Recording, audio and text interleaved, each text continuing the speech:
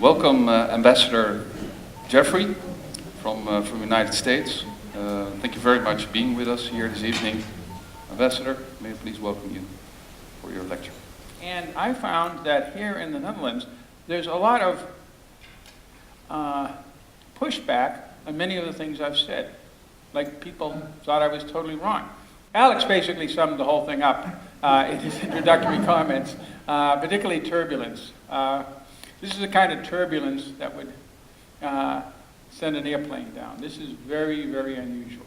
My thesis tonight is that the Middle East has always been unusually turbulent, and that it's gone into a new phase of turbulence in the last few years.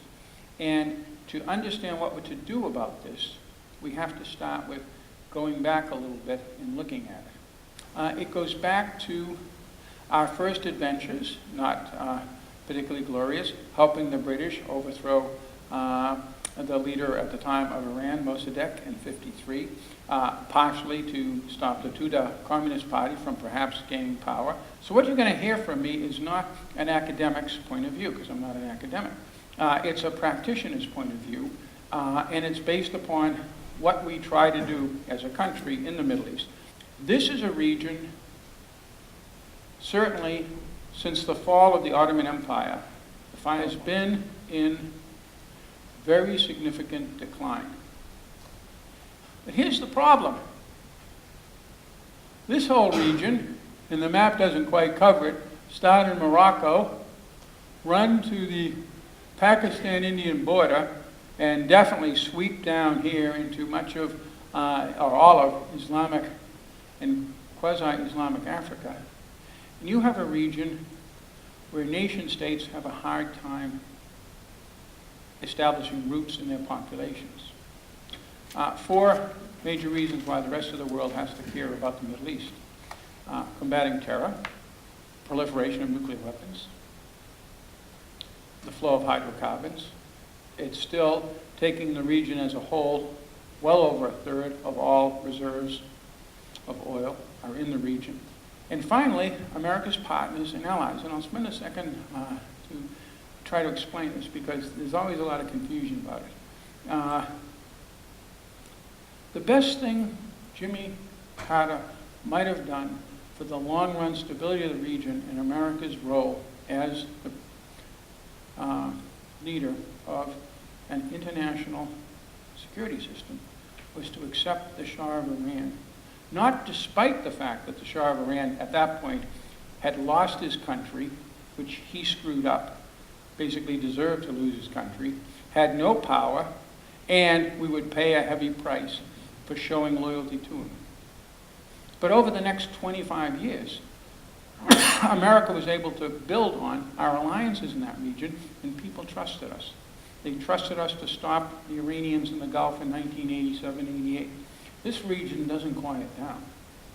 This region keeps on returning, and people like me keep on getting mobilized to go back there, at least until I finally retire. His plan to deal with the Middle East was, as he put it in the Libyan adventure, to lead from behind and let the nations of the region take the lead.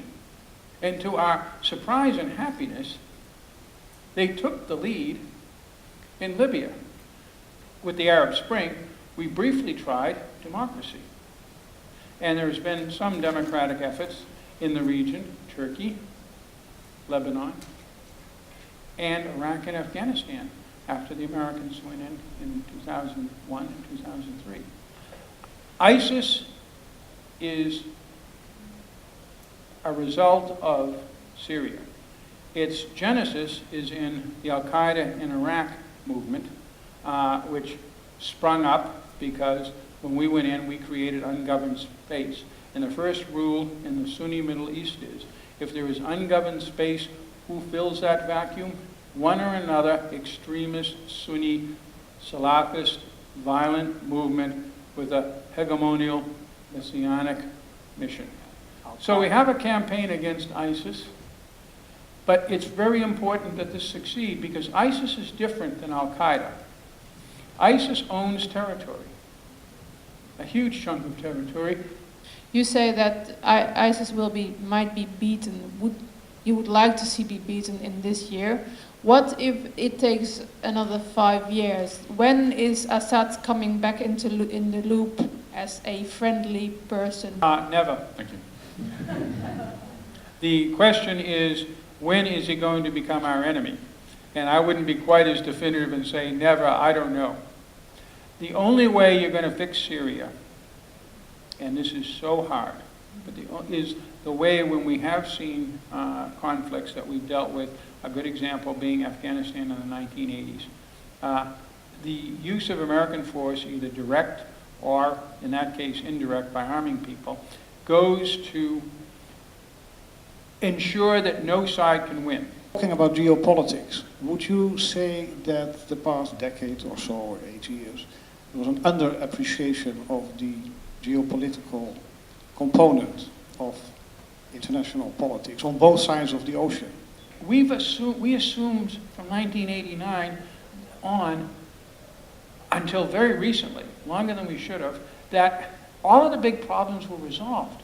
In my country and in Europe, think of your debates. I followed them. I was involved in this all through the 1990s. Should we commit troops to Bosnia? Hell, you committed. I mean, the Europeans had 25,000 troops under UNPROFOR. I mean, that was basically a NATO force wearing blue helmets. And one of the reasons we went in '95 was we foolishly or not foolishly signed a deal that we, as NATO, would evacuate you all if things got bad, and they started getting bad in '95. You were dealing with this, but you were dealing with this as peacekeeping, as dealing with field states, as negotiating, as doing all of this. You basically didn't feel really threatened. Thank you very much all for your questions, and especially thank you very much, Ambassador, for your fantastic Thank you. presentation.